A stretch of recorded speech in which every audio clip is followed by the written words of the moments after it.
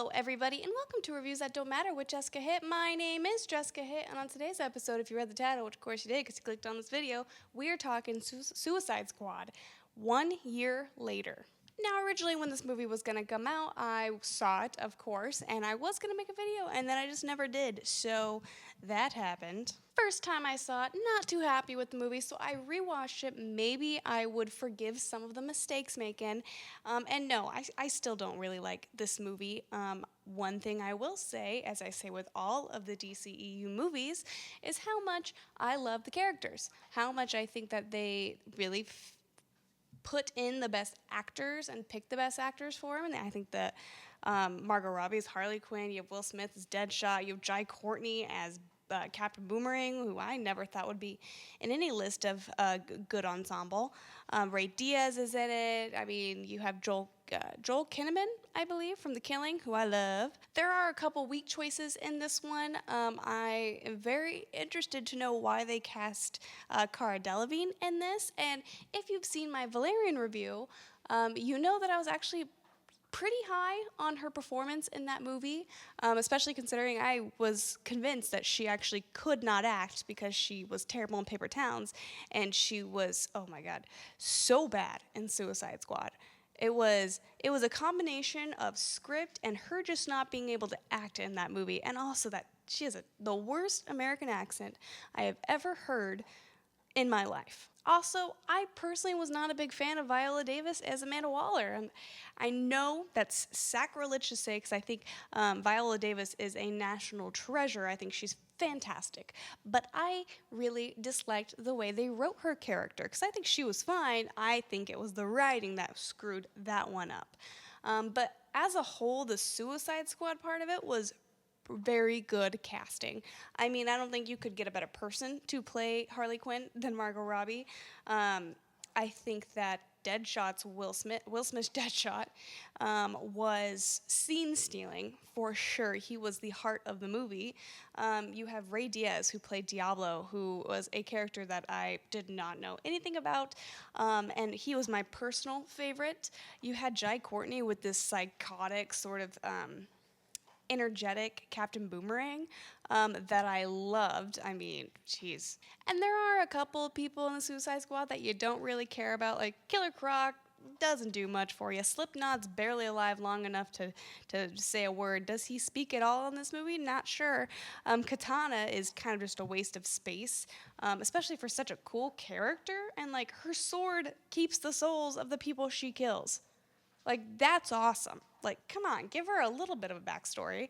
And I think that's really where this movie went wrong. And I said this in my Batman vs. Superman review, that I think that the movie might have come a little too soon in the DCEU. I think Suicide Squad should have come as, like, the 8th film in the DCEU, not the 3rd.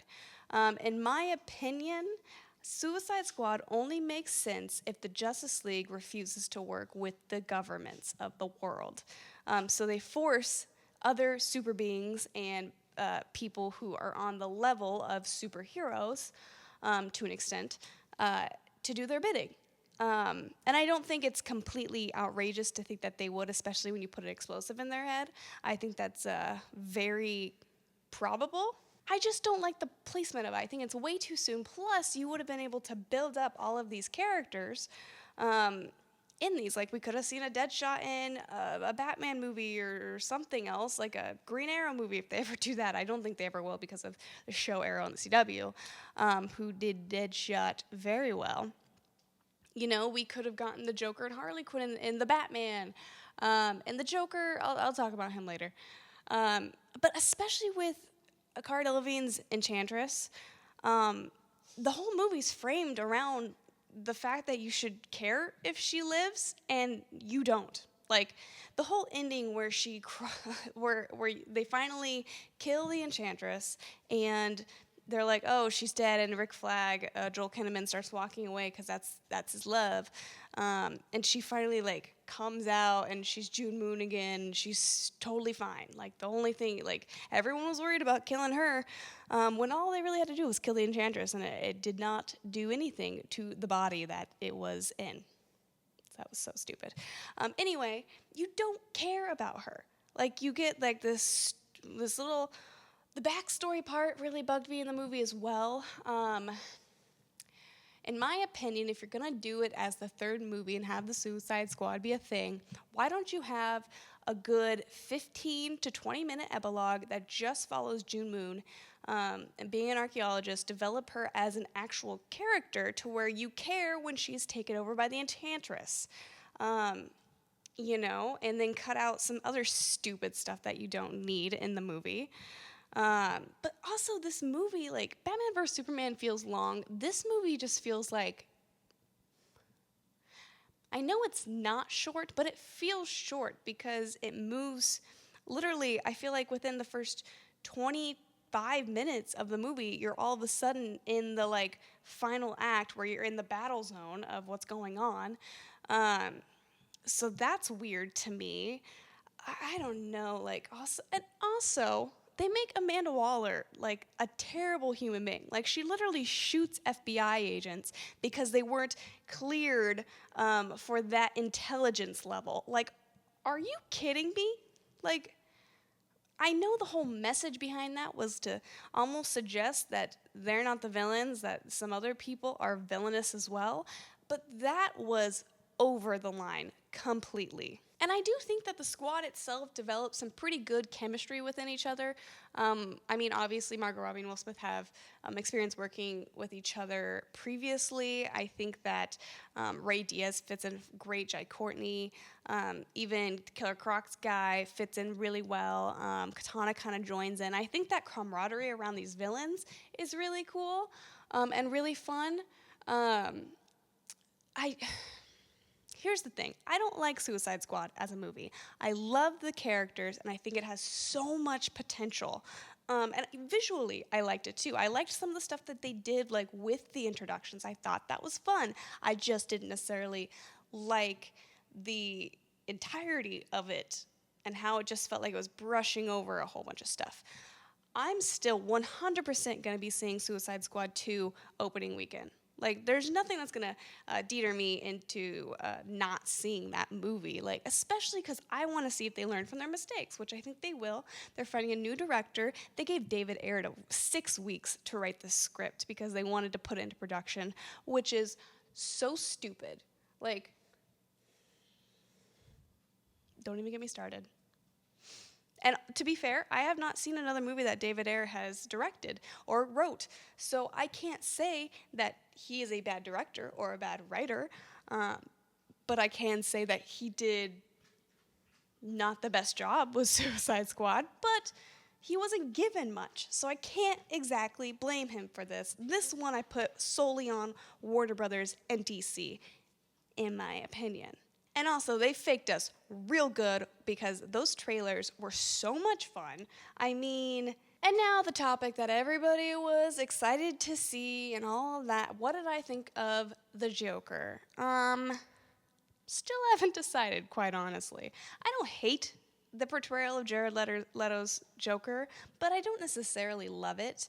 I do think that a drastic change was needed, especially after Heath Ledger's iconic performance, and even Jack Nicholson's iconic performance as the Joker. Both of them did that very well, very differently. Jared Leto, also really, you went method and you sent your co-stars dead rats and stuff. Like, get over yourself, Jared Leto. God, I swear, if I was in that movie and he would have sent me something dead, that's not happening. No. He didn't dare send Viola Davis something. He wouldn't have dared send me something. I think I lean towards liking Jared Leto's Joker more than disliking. It's a gangster feel. I liked the teeth on the hand that he did. The laugh was a little much for me. And honestly, I like the potential that it could bring. Like, I would really, personally for me, I would like DC to take a huge risk and kill off the Joker. Whether Harley Quinn does it, whether Batgirl does it in some weird twisted form of the Killing Joke, if that is what Batgirl is, or a future Batgirl movie or a Batman movie, um, I think that would be like, it kind of opened your eyes into thinking, wow, DC and Warner Brothers mean business. They're willing to take out popular properties to add in other ones that could be just as popular. Especially considering this character is so, I mean, people either liked him or they hated him. There wasn't like, and it was pretty 50-50. Very 50-50. It wasn't like it was like only like 10% of the people liked him. It was very 50-50. And I think that if they did it right, they could do this shock value thing that just also has a great emotional tug with the Harley Quinn side of it, a possible emotional tug with Batman because we don't quite know what happened to Robin, whether that was Jason Todd, whether that was Damian Wayne, whether that was Dick Grayson. I'm leaning towards Jason Todd just because that is kind of what the comics lean towards. By possibly killing off Robin, which it looked like the Joker had a hand in, obviously, with that little snippet in Batman vs. Superman. Love to know more about that. Plus, it could create room for another villain to come in, and let's be real, Batman has some weird villains, but some great villains. Like, wouldn't you like to see the Riddler on screen done really well? Like, I think that would excite me. Or even, I personally wouldn't care much for the Penguin or Two-Face because we've already seen Two-Face in one of these. But I think the Riddler could be really good. Or Calendar Man. They could bring back Calendar Man. To be fair, DC and especially Batman has such a great rogues gallery that I'd like to see some more room made. Kick out the Joker. We've seen him a million times. Put in someone fun. And I don't know what that's going to be. If it's going to... I don't even know who I'd cast. Shia LaBeouf? No, that would be terrible. Even though I do love Shia LaBeouf. I think he's a national treasure, right up there with Viola Davis. Really a big juxtaposition there, but hey, let's go with it. Anyway, let me think. Is there anything else I have to say about this movie? No, I don't think I have anything else to say. So I hope you guys liked the review. If you did, comment down below. What do you guys think about Suicide Squad? I know that some people really like it. And yes, there are a lot of fun moments. It's more fun than Batman vs. Superman. But I do think Batman vs. Superman's a better movie altogether because it actually feels like a movie as opposed to like a short film almost. I don't know. God. Anyway, also comment down below. What do you think is the worst comic book villain to ever come on screen? Because personally, to me, it is Enchantress. I mean, the Dark Elves were pretty bad in Thor: The Dark World, but Enchantress was just like grating, in my opinion. Also, don't forget to subscribe. I make videos Monday, Wednesday, Friday. Every Monday, you get a Game of Thrones video. Wednesday, Friday are just other videos about things that really don't matter. Hey, The Matrix is going to be on Netflix, so I'm going to be watching those for the first time and reviewing them for you. And eventually, yes, I will get to Clone Wars Season 6. I needed a break, and I just haven't turned it back on. Give me a second, you guys. Okay, bye.